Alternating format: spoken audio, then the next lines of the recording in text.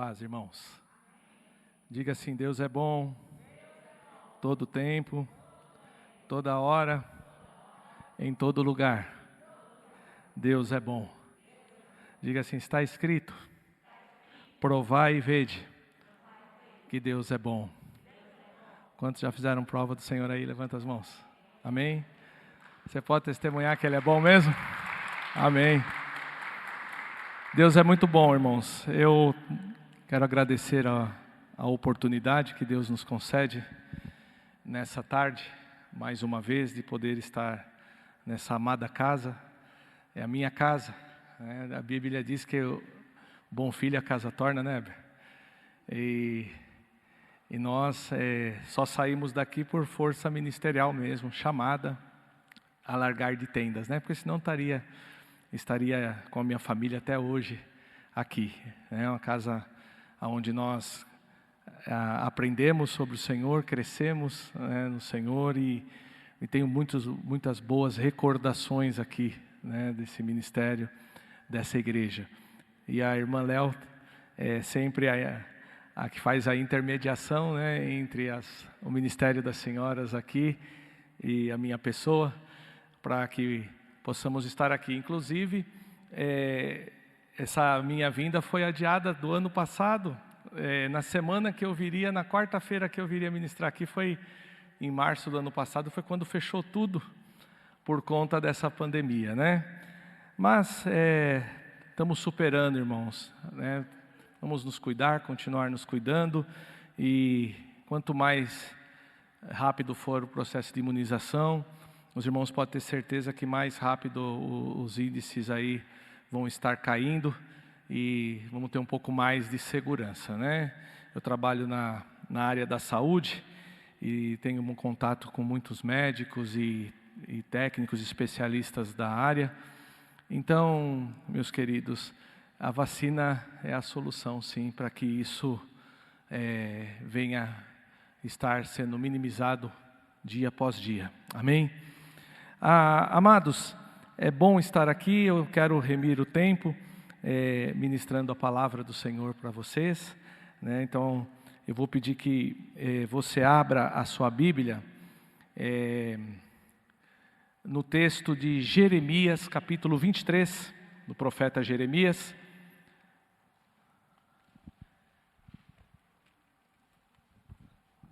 Eu agora tenho que andar sempre com o meu computador, e por causa por causa da letra, irmãos. Eu já estou com dificuldade. Quando você começa a fazer assim para ler, porque já está precisando de auxílio. Jeremias capítulo 23. Então faço o uso que aqui eu consigo ampliar. Você que achou, diga: eu vou para o céu. Quem achou, diga: eu vou também. Todos acharam aí? Jeremias capítulo 23. O versículo que eu vou ler é a partir do versículo 28 ao versículo 30.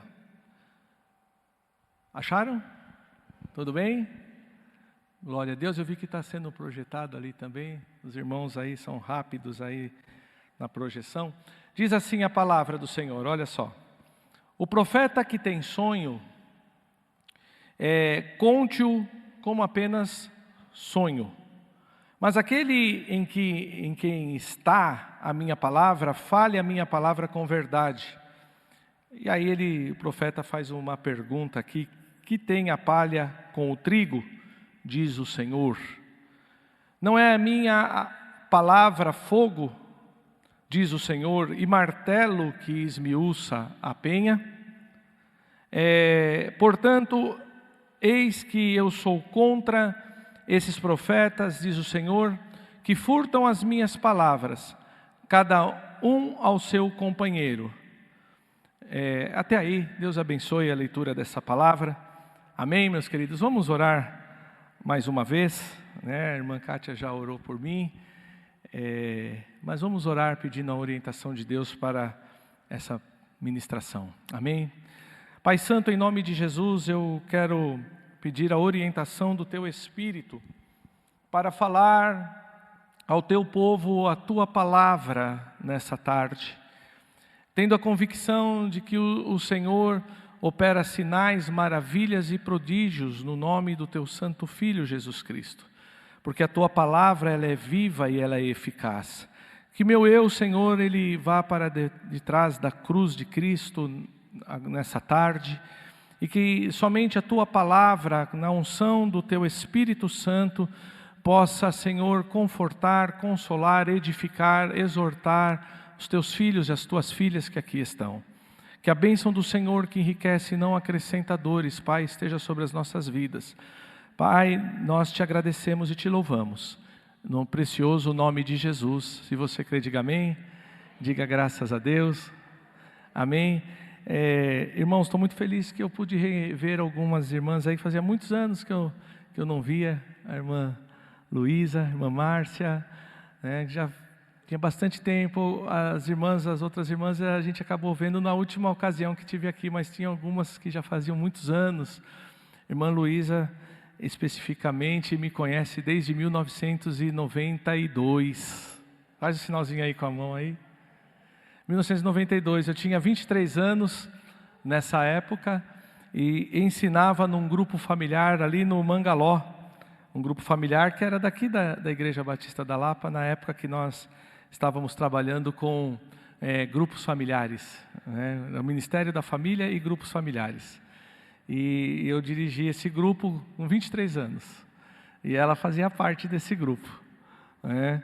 Então, me conhece desde das minhas primeiras pisadas aí, ensinando o Evangelho, né? Me converti em 89 e em 92 já estava ministrando a palavra aos irmãos. Amém?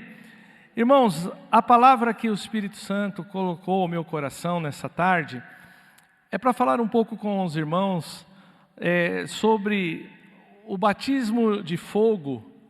E o que é o batismo de fogo? O que a Bíblia diz com relação ao batismo de fogo? Eu vi o Weber cantando com o Ministério de Louvor aí, um cântico, Santo Espírito, né? Encha-nos de novo, né? E que vem o fogo, né? Que vem o fogo, incendeia, né? Com o seu fogo, incendeia. Qual o propósito, então, desse fogo e do incendiar? Será que nós, de verdade, entendemos aquilo que estamos cantando? Ou cantamos só como uma força de expressão, de algo que foi feito pelo compositor e a gente acha bonito a composição e canta? No fato é que tudo isso tem a ver com a palavra, tem a ver com a Bíblia. Então eu coloquei, se eu tivesse que dar um tema essa noite, nessa tarde, vocês estão falando sobre o tema principal, grandes coisas fez o Senhor por nós, por isso estamos alegres, não é? E uma das coisas que o Senhor quer fazer por nós, e que no momento em que nós estivermos passando, sejamos alegres, é quando passamos por esse batismo de fogo. Então o tema seria assim, batismo de fogo, que tem a palha a ver com trigo? Eu pergunto para vocês, o que tem a palha a ver com trigo? Você saberia me dizer o que tem a palha a ver com o trigo? Então veja só, esse texto que nós lemos aqui, de Jeremias capítulo 23, ele está dentro de um contexto onde no capítulo 23, logo no comecinho, o profeta Jeremias ele vai levantar a sua voz profética contra os maus pastores, e depois ele fala, a partir do versículo 9, contra os falsos profetas, e o profeta vai desenvolvendo esse tema até que no versículo 28, ele chega no ápice daquilo que a profecia que Deus está trazendo, vai falar profundamente ao coração de Israel, que Israel estava desviado dos caminhos do Senhor, Israel estava afastado do caminho do Senhor, e nesse momento específico da história de Israel, uma contribuição para esse afastamento se deu por parte dos maus pastores e dos falsos profetas, irmãos. E aí ele diz assim: o profeta que tem o sonho, conte-o como apenas sonho, mas aquele em quem está a minha palavra, fale a minha palavra com verdade. E aí ele diz, que tem a palha com o trigo, diz o Senhor. Então vamos entender um pouco a questão dessa profecia. Veja só, irmãos, sem dúvida nenhuma, Deus responde, ok? As objeções que podem ser ou não declaradas por nós. O que então devemos fazer diante dessas objeções que às vezes vêm nas nossas vidas? Quantas mentiras ou quando as mentiras às vezes são ditas como verdades? Eu me lembro do pastor, nosso pastor, saudoso pastor Davi Clava, que ele dizia sempre, nos ensinando aqui nesse púlpito, que uma mentira de forma nenhuma anula a verdade, não é? Mas que em contrapartida ele preferia perder um amigo falando a verdade do que mantê-lo em mentiras, ou manter uma amizade baseada na mentira. Então, como devemos agir quando mentiras são ditas como verdade? E os profetas, nesse caso aqui, eles estavam se opondo aos próprios profetas que existiam na época. Se você ler o texto depois, eu desafio você a ler na sua casa esse texto. Profetas estavam se opondo aos próprios profetas. E aí veio um questionamento. Quando o trigo, ele é misturado com a palha. Você, não sei o quanto você conhece do trigo e da palha, eu não vim aqui para ensinar agronomia, que não é minha competência, mas daquilo que a gente pode absorver pela Bíblia e estudando um pouco, né, sobre o trigo e a palha, o que eu cheguei à conclusão é que nós não devemos rejeitar o trigo por causa da palha. Tudo bem? Por enquanto pode ser que eu esteja falando em mistério com você, né? Mas daqui a pouco você vai ficar claro isso para você. Então não rejeite aquilo que é trigo por causa da palha. Agora, pastor, o joio misturou-se, né? Que fora a palha, algo que incomoda o trigo é o joio, né? Então, o joio misturou-se ao trigo, e ali discriminou entre as verdadeiras palavras ou as verdadeiras revelações, veio as falsas revelações também. Então, o teste e a adesão ao esquecimento de mim e da minha lei. Ou seja, Deus está dizendo, enquanto esses profetas, eles contavam um sonho, ao invés de contar somente o sonho como sonho, eles aumentavam as coisas. Eles espiritualizavam o sonho. Irmãos, deixa eu deixar algo bem claro aqui para os irmãos não achar que eu não acredito ou não acredite nos dons do Espírito. Eu creio. Mas a gente precisa entender algumas coisas para a gente ter um equilíbrio. O que acontece é que muitas pessoas, ou algumas pessoas, como eu disse, então desde 1992 eu ensino a palavra. Lógico que tem coisas que eu ensinava em 1992, Luísa, que hoje eu não tenho mais coragem de ensinar. Por quê? Porque a gente vai amadurecendo. É um processo. Deus é imutável, mas nós, os homens, somos seres mutáveis, nós mudamos. Mas enfim, uma das coisas que ao longo desses anos dentro da igreja, o que eu vi foi muitas pessoas ou algumas pessoas tendo sonhos e guiando a vida dela, guiando o caminhar dela através de sonhos que ela tinha ou de sonhos que alguém teve com ela. E pautando as suas decisões em cima de sonhos. Eu quero dizer para você que isso pode incorrer num engano e num erro, às vezes na vida de algumas pessoas, irremediável. Sabe por quê?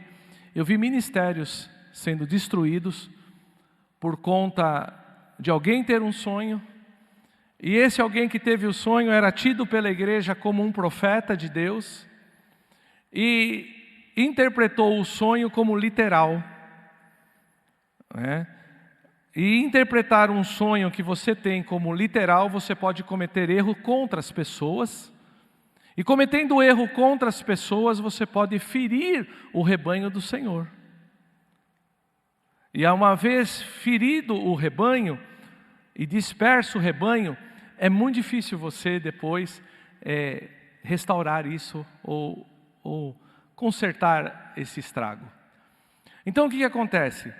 Grava uma coisa, eu creio em sonhos, mas eu não creio em sonhos como um dom espiritual. E vou provar isso na Bíblia para você. Quem pode ir lá em 1 Coríntios capítulo 12 para mim?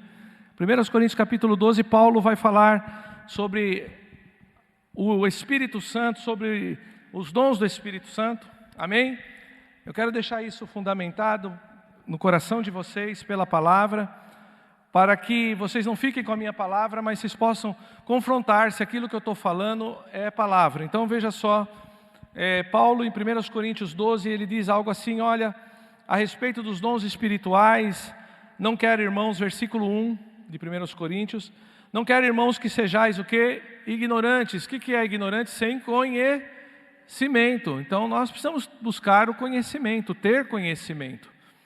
Então ele diz assim, sabeis que outrora, quando éreis gentios, deixáveis conduzir-vos aos ídolos mudos, segundo vocês eram guiados. Por isso vos faço compreender que ninguém que fala pelo Espírito de Deus vai afirmar anátema Jesus, ou seja, Jesus é maldição. Ninguém pelo Espírito de Deus vai fazer isso, ou falar que Jesus é uma mentira, não é? Por outro lado, ninguém pode dizer Senhor Jesus, senão pelo Espírito, ok? E aí ele diz, ora, os dons são o quê? Como está escrito na sua Bíblia aí, os dons são o quê? Diversos, mas o Espírito é único, é o mesmo, é o Espírito do Senhor. E há diversidade nas realizações, não é isso que está escrito aí na sua Bíblia? Diversidade, primeiro ele fala diversidade de dons e diversidade de quê? De serviços, não é isso? Então ele fala de dons, serviços, e no versículo 6 ele fala de realizações ou operações, não é? E no versículo 7 ele fala que as manifestações do Espírito é concedida a cada um, visando um fim proveitoso. Eu vou parar por aí, porque nosso tema não são dons espirituais. Mas o que nós percebemos aí é que há uma diversidade de dons, serviços, que são ministérios, e operações. O que vocês e nós entendemos por sonhos e visões são operações do Espírito. Tudo bem? Então classifiquei para vocês aonde se coloca hoje as operações de ter visão e de ter um sonho. Se coloca nessa questão das operações do Espírito Santo. Tudo bem? Só que dentro dessa operação do Espírito Santo, sonhos, eu quero dizer para vocês que os sonhos, eles nunca podem ser interpretados literalmente. Eles são simbólicos. E alguns deles são proféticos, nem todos. Tudo bem, gente? Os sonhos podem ser simbólicos e proféticos, nunca literal. Alguém chegou para mim e falou assim, tive um sonho com o pastor, que o pastor morreu e a igreja ficou desamparada. Isso é um sonho de Deus, irmãos? A pessoa pode ter sonhado, não estou falando que ela não sonhou, pode ter sonhado, mas eu não poderia espiritualizar esse sonho, ou levar ele no literal. Eu teria que ver o simbolismo dele, analisar o simbolismo. E aí, como eu analiso isso? À luz da palavra de Deus, nunca fora da palavra. Tudo bem? Dito isso, Jeremias fala assim, olha, se você tiver um sonho, conte-o como sonho, ou seja, não coloque mais nada, não mistifique ele. Porque que os profetas, eles tinham um sonho, eles mistificavam, eles colocavam a sua interpretação no sonho, e isso afastava o povo cada vez mais de Deus. Israel ia se afastando de Deus. Então, aquele que tiver o sonho, ou aquele que às vezes finge ter uma comunicação divina por sonho, eu diria assim, diga-o fielmente como ele foi o sonho, né? Para que possa ser comparado pela palavra de Deus. Tudo bem, gente? O parâmetro é sempre você comparar pela palavra de Deus. Se não for feito assim, se não for comparado pela palavra, corremos o risco de errar no processo, irmãos. Tudo bem? E aí eu penso assim, que o resultado, primeiro, de um sonho que é contado sem analisar, ambos, o profeta e os seus sonhos e as suas ficções, em breve será visto como palha. Tudo bem, gente? E aí por isso da indagação, o que tem a palha a ver com o trigo, diz o Senhor? Então pode ser visto como palha. Agora, os verdadeiros profetas e a palavra de Deus em sua boca é comparada como um trigo. Tudo bem, gente? Tudo bem? Vocês estão entendendo mesmo? Posso avançar? Agora vamos ver uma coisa aqui. A definição de palha. Palha é a haste das gramíneas que não tem grão, ou seja, não tem fruto. Tudo bem?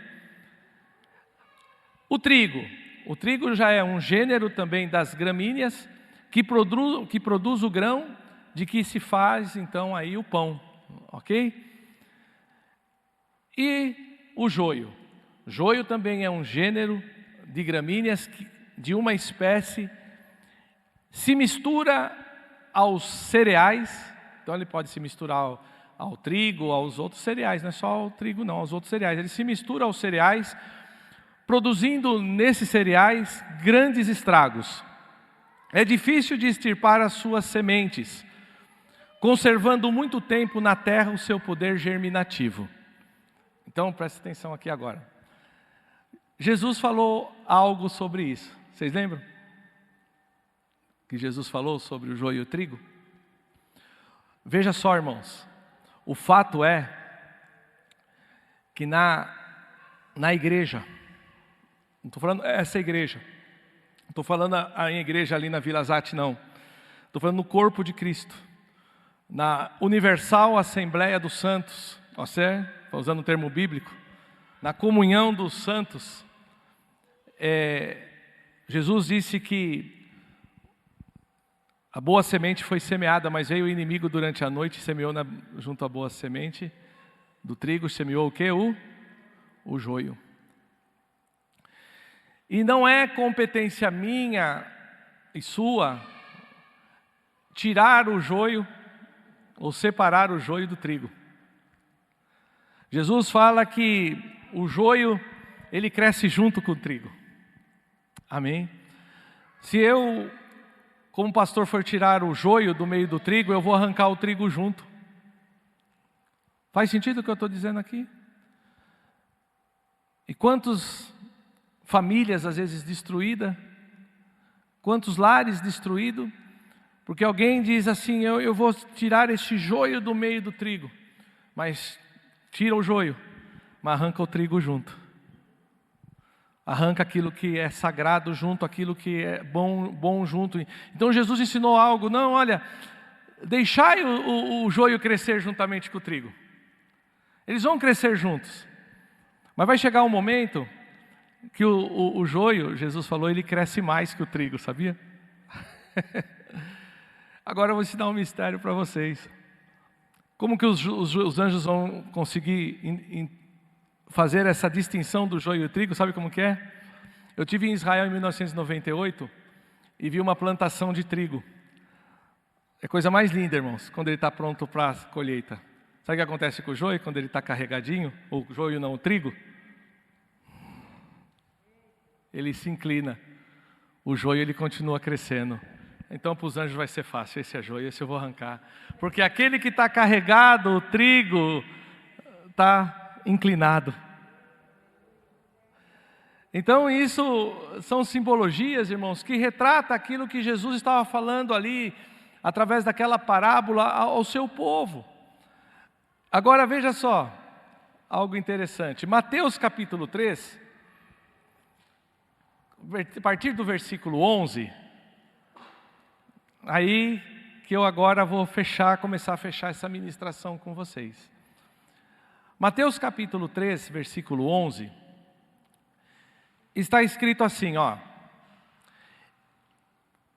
Eu em verdade vos batizo com água para arrependimento, mas depois de mim vem alguém mais poderoso do que eu, tanto que não sou digno nem de levar as suas sandálias. Ele vos batizará com o Espírito Santo e com fogo.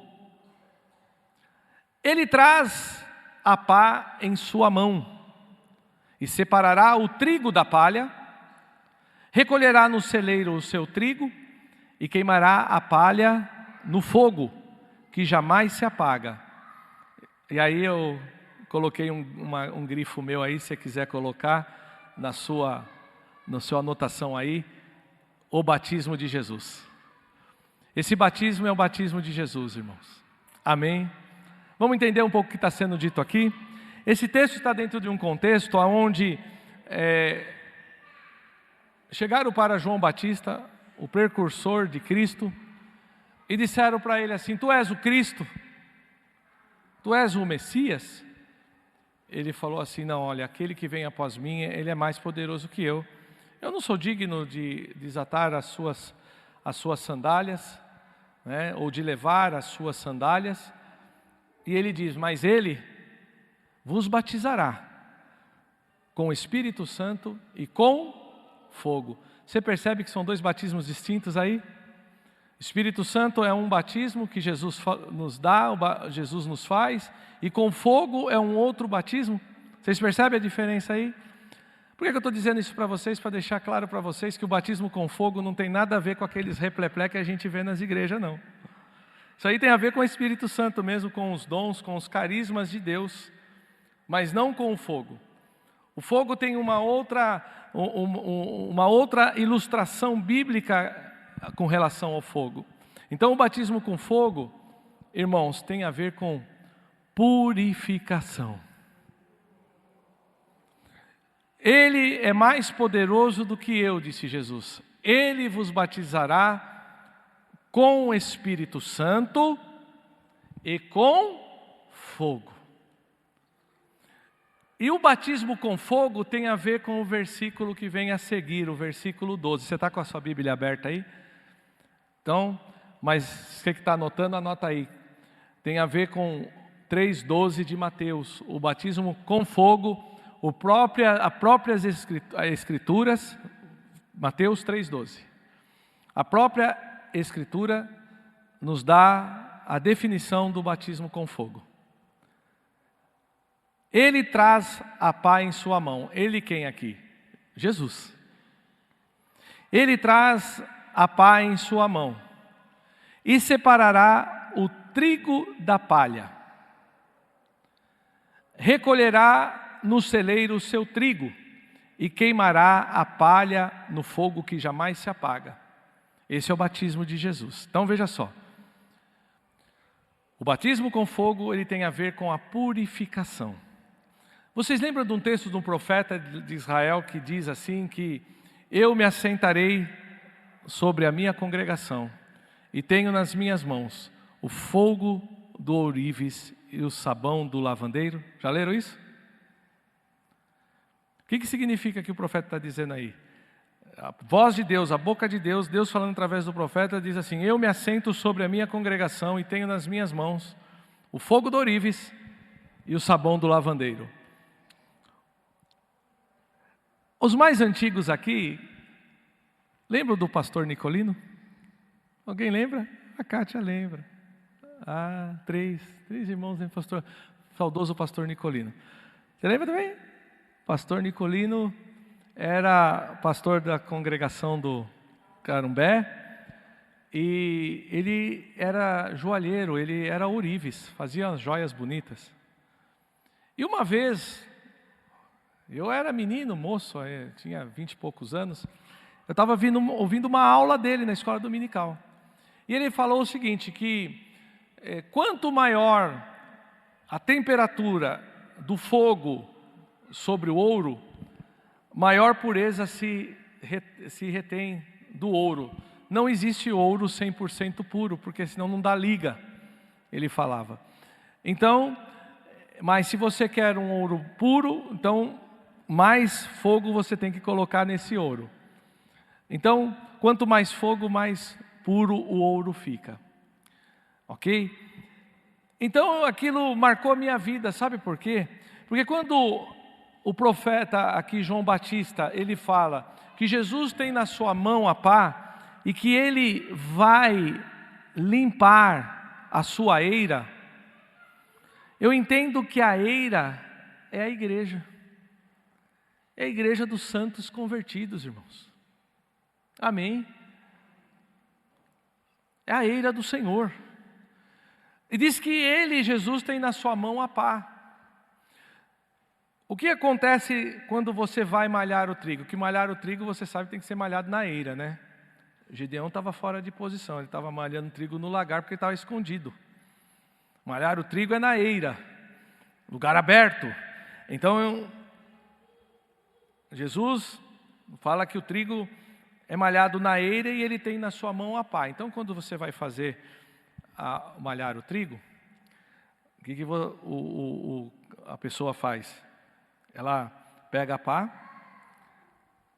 vai naquele monte ali está a palha, o trigo, tudo junto. Ele pega e joga para o ar. O vento ele bate sobre naquele momento que ele joga para o ar, o vento bate. Quando bate o vento, aquilo que é palha é separado, vai para longe. E o trigo cai num monte só. E aí diz que ele recolherá o trigo no seu celeiro e queimará a palha no fogo que jamais o quê? Se apaga. O que isso tem a ver com a minha vida e com a sua, irmãos? O que tem a ver é o seguinte: Deus, Ele quer purificar a igreja. Quanto mais nós deixarmos sermos purificados pelo fogo de Deus que vocês cantaram aqui de incendiar. Pense nisso quando você cantar isso, incendeia, Senhor, esse fogo é para queimar a palha. Esse fogo é para queimar a palha que existe na minha e na sua vida. E por isso que o profeta Jeremias falou assim: o que tem a palha a ver com o trigo, o que tem a mentira a ver com a verdade. A mentira não tem nada a ver com a verdade. Mas você não pode rejeitar a verdade em detrimento da mentira. Foi aquele que eu falei assim, daqui a pouco vocês vão entender o que eu quero dizer. Não rejeite o trigo por causa da palha. Porque o fato é, irmãos, que nós, na nossa vida, na nossa caminhada cristã, nós vamos nos deparar com circunstâncias que nós temos que ter discernimento daquilo que é palha e daquilo que é genuíno, que é o trigo que produz o pão, que nos traz vida. Amém, gente? Para não nos decepcionarmos. Quantas pessoas têm se decepcionado com o Evangelho por causa de não entender que há muito joio, há muita palha na igreja. E em detrimento da palha e do joio, acabam rejeitando o trigo e vão embora. E é um erro, porque na vida nós vamos nos deparar com muita palha e com muito trigo e com muito joio também. A obra que é de Deus Ele fará. Não fique se importando que o joio está crescendo do seu lado, não. Deixa ele crescer. Deixa o joio crescer. O fato é que você vai dar frutos. E quanto mais carregado de frutos você tiver, mais inclinado você vai estar diante dele. Quanto menos fruto temos, às vezes mais altivos, mais orgulhosos, mais... Eu não gosto dessa palavra, mas eu não tenho outra. Tem pessoas que têm orgulho espiritual, já viram isso, gente? São orgulhosos espiritualmente porque Deus os usa extraordinariamente. Ai de mim, eu fico pensando, ai de mim, se eu pensar uma coisa dessa, eu não faço mais do que a minha obrigação de me colocar como um canal para Deus usar. Deus não está preocupado se Ele está me usando ou não, ou seja, Ele se preocupa em abençoar o povo. Se Ele não me usar, Ele vai usar outro, sabe? Então, isso aí, orgulho, a mentira, você entendeu? A arrogância, a prepotência que às vezes está em nós, irmãos. Isso aí é palha. E o Senhor, Ele quer limpar a sua eira. E o processo é esse. Joga o trigo para o alto. Irmãos, quantas vezes ao longo desses 20 anos de ministério pastoral, tenho 32 de cristão, mas nesses 20 anos de ministério pastoral, quantas vezes Deus me pegou e espiritualmente me jogou para o alto? Ou seja, me bagunçou mesmo.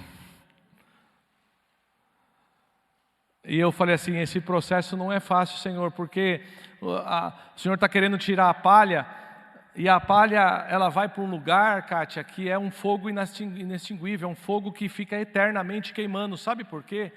Porque se esse fogo se apagasse, sabe o que aconteceria comigo e com você? Espera aqui um pouquinho, Senhor, eu vou até ali e vou pegar um pouquinho de orgulho próprio, sabe? Eu vou pegar um pouquinho, sabe, da minha prepotência, porque o jeito que eu estou sofrendo, eu preciso, sabe, gente? Então não, já vai para um lugar que o fogo nunca apaga, para você não ter acesso ali. Então, Deus joga a minha e a sua vida para o alto, como trigo. Bate o vento do Espírito, manda a palha para longe. Mentira, o orgulho, a arrogância, manda a palha para longe, onde vai cair ali, onde está o fogo. E aquele fogo vai queimar isso. Agora, o processo de queimar é fácil, irmãos? Não é. Só que traz purificação. O que Deus estava dizendo para Jeremias é que aqueles profetas, eles estavam profetizando as suas próprias vontades. Eles estavam profetizando as suas próprias vaidades, levando e brigando profeta contra profeta. Estou finalizando para dizer para vocês aqui que o ministério de Jesus é esse, de Mateus 3,11. Batizar com Espírito Santo e com fogo. Jesus é que nos batiza com fogo. É o batismo dele. Não é? E este batismo é a vontade de Deus. Irmãos, se queremos ter uma vida abençoada nos padrões bíblicos, não podemos sair fora desse batismo de fogo. Em determinado momento, na minha e na sua vida, nós passaremos por ele. É um batismo onde Deus, Ele quer que a morte, palha e a vida que é o trigo não se misture. Não pode estar misturado. Então tem que queimar a palha. Agora veja só, como o trigo que somos na igreja, está recolhendo no celeiro, não está, irmã Léo? Deus está recolhendo no celeiro o seu trigo, gente. Como trigo no celeiro, temos que ser moídos. E aí, é fácil ser moído, Kátia? Não é fácil. Temos que ser moídos para sermos feito pão. A vontade de Deus é que Jesus limpe a igreja com fogo inextinguível, para deixar somente o trigo, para fazer o pão que gera vida. Amém? O pão que gera vida é só com o trigo puro, sem palha. Aí nós vamos viver essa bênção de Deus, irmãos. Por que Deus desejou tanto que este fogo que limpa e purifica viesse sobre as nossas vidas? Por que Ele deseja tanto isso? Primeiro, eu digo, é o que está escrito em Jeremias 29:11. Jeremias 29:11 está escrito assim: eu bem sei os pensamentos que penso a respeito de vós, diz o Senhor. São pensamentos de paz, não de mal, para dar a vocês um futuro e uma esperança. E aí ele completa dizendo assim: e vós, vireis e orareis a mim, e buscar-me-eis, e me achareis, quando me buscares de todo o vosso coração. E eu serei achado de vós, diz o Senhor. Então, agora, outro objetivo que Deus deseja purificar e limpar a sua igreja é João 10:10. João 10:10 está escrito que o diabo, ele veio senão para matar, roubar e destruir. Agora, qual que é o propósito da vinda de Jesus? Esse mesmo que nos batiza com o Espírito Santo e com fogo. Qual que é o propósito dele? Ele fala, eu vim para que tenham o quê? Vida e vida com abundância. Vida com abundância, o termo no original é vida zoe, é a vida de Deus. É a vida de Deus dentro de mim e de você, querido, querida. Ele veio para dar essa vida para nós. Agora nós só vivemos a excelência dessa vida se suportarmos o processo que é de Jesus. O batismo que vem com fogo para a purificação das nossas vidas. E muitas vezes Deus vai usar o fogo, um dos símbolos do fogo é o próprio sofrimento. Eu estava comentando antes de começarmos o culto aqui com a Kátia, agora no mês de março, eu perdi meu cunhado, 42 anos, vítima da Covid. E isso não creio que não é uma novidade, acho que cada um de nós aqui temos alguém, um ente querido. Nós sofremos perda, a igreja tem sofrido perdas inestimáveis com essa doença. Mas eu perdi esse meu cunhado de 42 anos, foi um dos meus braços direito quando eu assumi a igreja na Brasilândia, irmãos. Meu amigo. E eu percebi que Deus estava querendo, nesse processo, tratar comigo também, sabe? Ele descansou, ele está com o Senhor, mas eu percebi que Deus usou, e ao longo, e estou nesse processo ainda, usou para tratar com a minha vida a ida dele embora. Deus o recolheu e está tratando comigo. E eu entendi que é um batismo, de certa forma, de fogo, que envolve sentimento, envolve sofrimento, envolve a minha irmã, uma serva de Deus, que ficou só com 40 anos e 3 filhos, o menor com 5 anos de idade. Tantos sonhos foram deixados para trás, sim ou não? E eu percebo, irmãos, que em detrimento dessas coisas, Deus não deixou de ser Deus, o que nós cantamos sempre, né, Weber?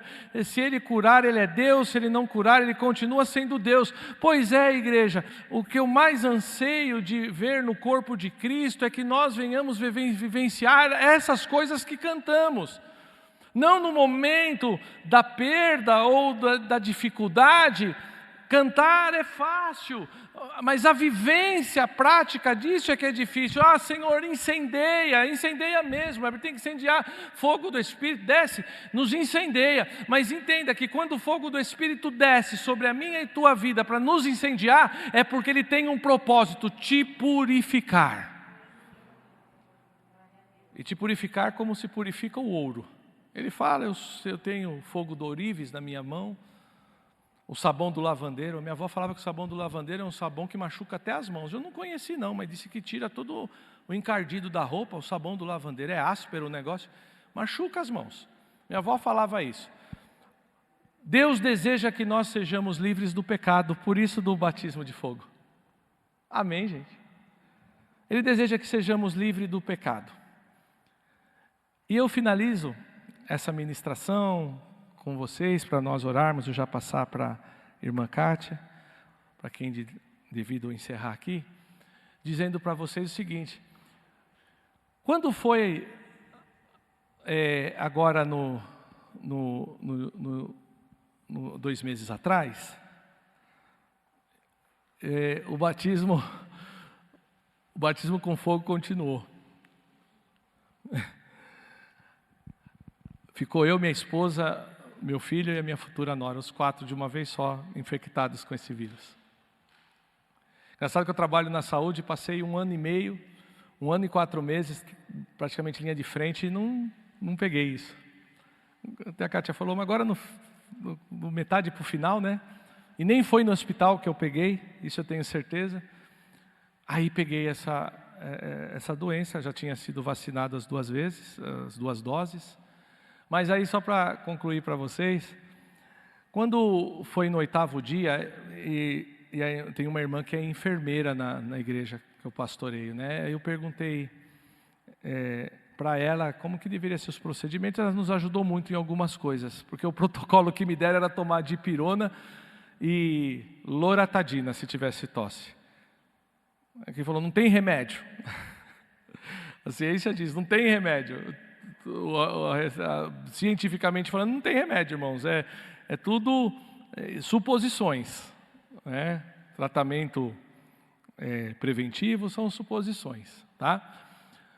Aí eu falei assim, mas vocês não vão me dar nada não, só a loratadina e a dipirona? Esse é o protocolo. Bom, essa enfermeira nos ajudou e conseguiu uma receita para nós de outros medicamentos para, pelo menos, combater a questão viral. Não combate, mas você tem que combater a questão bacteriana, né? Porque a bactéria às vezes pega carona com a questão viral, aí pode dar uma pneumonia, uma coisa assim, então entrou com outros remédios. Mas ela falou assim para mim assim, pastor, fique de olho até o 8º dia. Se no 8º dia tiver alguma complicação, corre. Eu passei bem, comentei com a Kátia, eu passei bem, até o 6º dia eu estava bem.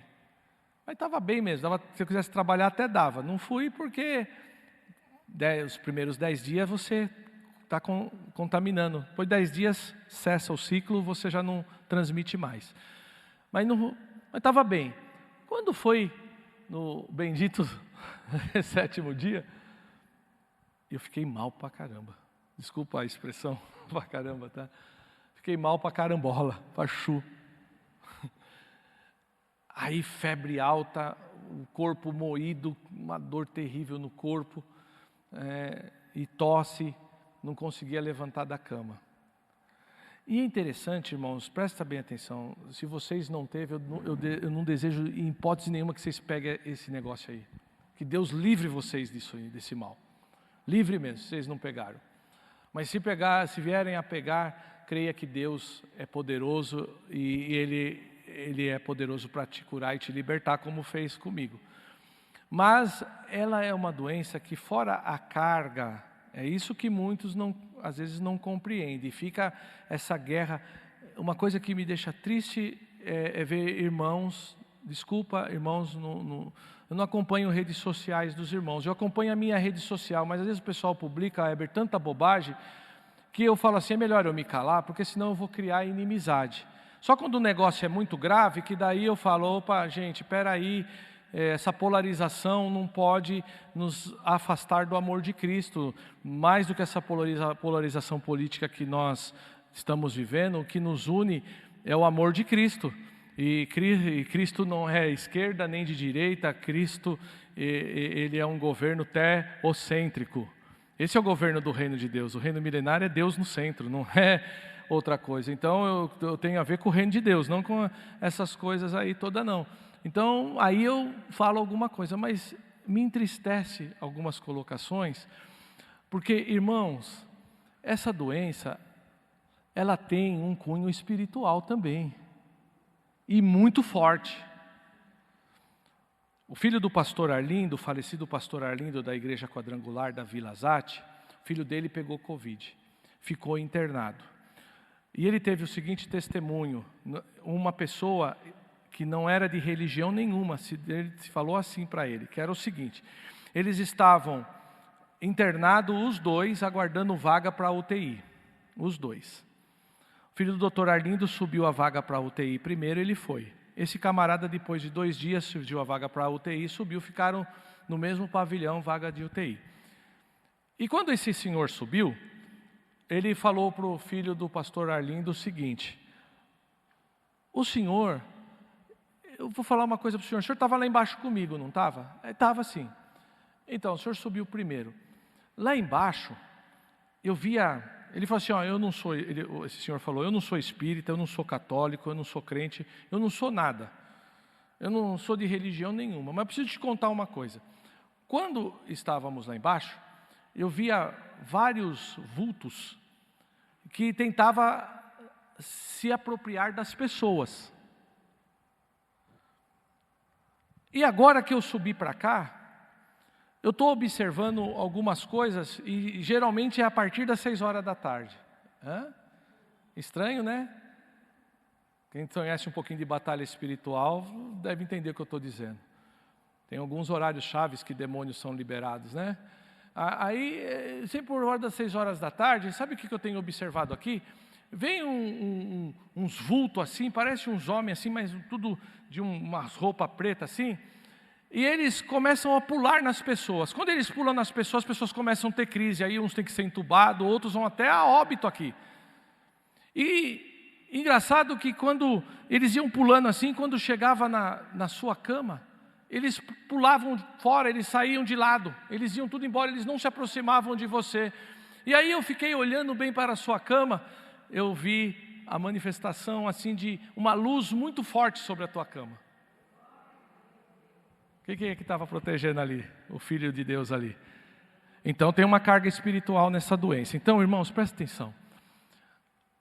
Existe algo espiritual. Então,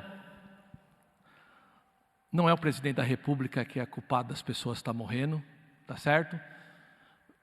Não projete isso. Hoje eu peguei uma publicação de alguém desejando a morte do homem porque ele está internado para fazer um procedimento. Agora diz que espírito sois. De que espírito sois? Nós somos do Espírito de Deus, irmãos. Eu não quero que Deus destrua Samaria não, que Ele salve. Eu não quero que Deus destrua o presidente não, que Ele salve o presidente. Você é de direita? Eu não sou de direita nem de esquerda, eu sou de Deus, eu sou de Jesus, eu sou da palavra. O reino de Deus, ele é teocêntrico. Nós vamos viver num governo milenar que é o reino do Messias, irmãos. Entendeu? Então, finalizo dizendo para vocês, Kátia, quando foi no 8º, no 9º dia, acho que era um sábado à noite, Dona Ângela, eu estava tão mal. E aí eu falei para minha esposa assim, e aquela carga espiritual que vem forte também, sabe, Ué? Você não consegue dormir, você fecha os olhos, sua mente fica girando, pensando várias coisas, é uns pensamentos tudo desconexo, irmã. E não é porque você queira pensar desconectado, é a opressão que a doença traz, ela traz uma opressão. Aí, eu falei para minha esposa assim, eu falei assim, se eu for dessa vez, cuida da igreja para mim. Porque foi muito forte o negócio. Só que ao mesmo tempo que eu estava passando por aquele momento, Deus falou assim, você não pediu purificação? Você não pediu purificação? Aí eu falei assim, pedi. Eu estou te purificando através disso. Então é um processo. Tá certo? Então é o processo. Deus deseja para que você viva esse tema aqui. Grandes coisas fez o Senhor por nós, por isso estamos alegres. Uma das grandes coisas que Ele quer fazer pela igreja é limpar a igreja através do fogo purificador do batismo com fogo que queima toda a palha da nossa vida e se junta um trigo, e desse trigo, com certeza, Deus vai fazer um pão que trará vida às pessoas. Amém? Porque o verdadeiro pão da vida já desceu, e está escrito, eu sou o pão que desceu dos céus. Né? Jesus se fez carne lá na casa do pão, lá em Belém da Judéia. Ali em Belém, casa do pão, ele se fez carne. Eu sou o pão vivo que desceu dos céus. Quem comer de mim não tem fome. Amém? Então se alimente dele. Fique em pé, eu vou orar.